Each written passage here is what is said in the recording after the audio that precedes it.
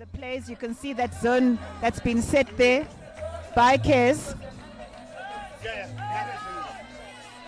That is probably the best offensive move we've seen from Benny's. It does take number 12 some time, though, for him to settle. I've been watching both teams in earlier games. What we would have seen. And just like that, Kez opens the scoring. So you take the early shot. Maybe your guys are in position to contest for the rebound. But the wisest thing to do would be to size up your position first and then take the best shot possible.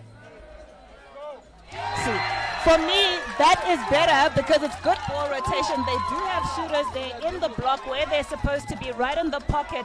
That's what I want to see. And I mean, there's one thing the big man from Kez did. They was set the screen, and that often doesn't get put on the score sheet or anything. But that is a crucial play because it gets a shooter open. Sprint them around so you know everyone's picking up one each, that kind of thing. You don't want the same player getting into foul trouble or the same one player being extremely aggressive. And as you say that, St. Benedict's Joshi hits a deep three to tie the game. And this is what finals are made of, ladies and gentlemen. Download the SuperSport Schools app and encourage other people to be watching these games. 5-all and a foul is called. Let's see how this game goes as we have free throws there on the line, and that is number 8 from Kez, looking to get a rebound there. And Kez makes good on that free throw to take a slight 1-point lead. Number 33, a key player from King Edward's, comes out, and that is Masedi Umbangoe. We have a sub there, and it might be matched now physically as Kez makes that shot, and that is number 7 from St. Benedict's. They don't seem to have a plan here. They can't get inside and then find themselves giving off-balance shots really outside the key and nothing landing. Lots of air balls that we've seen. He sized up his defender there. Different body language that we're seeing from the two teams. Conditioning is everything.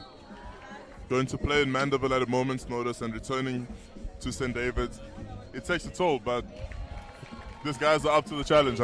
When we look at these big tournaments, that's what it's about. It's actually who's got the endurance and can stay physically fit as well, no injuries in the games. And just to remind the viewers, they've played 4 group games, a quarterfinal, a semi-final to be able to get here. So that's absolutely, and what we're seeing is a lot of patience from St. Benedict's. They're seeing how to get themselves out of this game. Great rebound there from number 33, who took a break there, Masedi Umbangoe. Back on the court for Kez. They need him on those defensive and offensive balls. Now that was a very good shot taken. To this defense. That is a wild shot taken. From all the way, I don't know where that came from.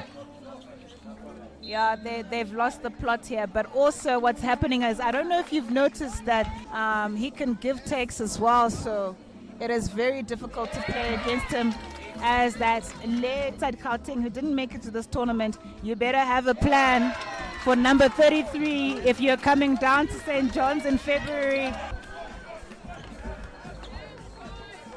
I mean, I said it earlier, there should have been a high post on that 3-2 play just to counter what Kez is doing, because Raw number 33, if I can just find his name real quickly, Umbangoe, because that's who they're afraid of. This player who is either on the blind side or the ball side for that matter.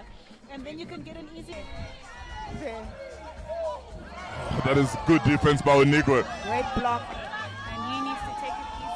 Yes. Wow, great composure there, great composure. Now it is a 3-point game, very exciting. I'm alive, are you now? I'm very alive. I mean, despite the weather being gloomy, it is actually happening here. Very entertaining. Oh, but that is well shot. Woo!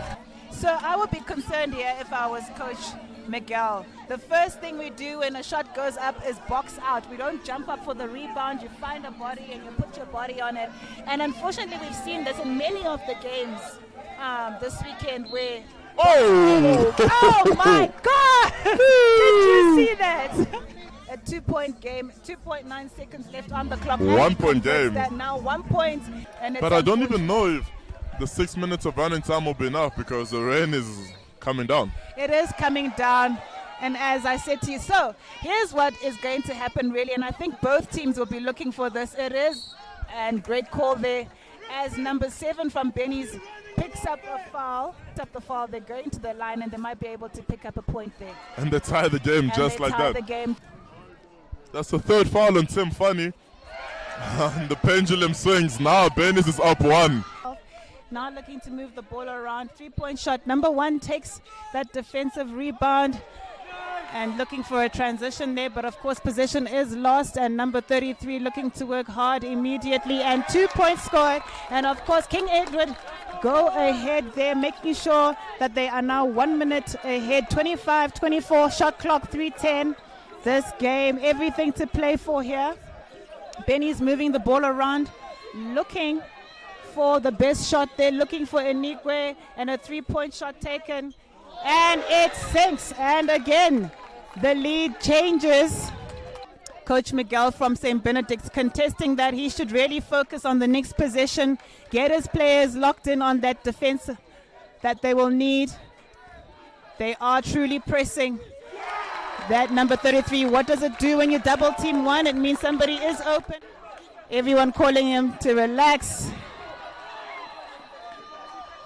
Oh wow, lots of contact here. Lots of contact. And the ball is stolen. The question is, what will this player do? And a foul is called. Stop time. And he makes that free throw. King Edward up by 1 with 2 seconds left on the clock.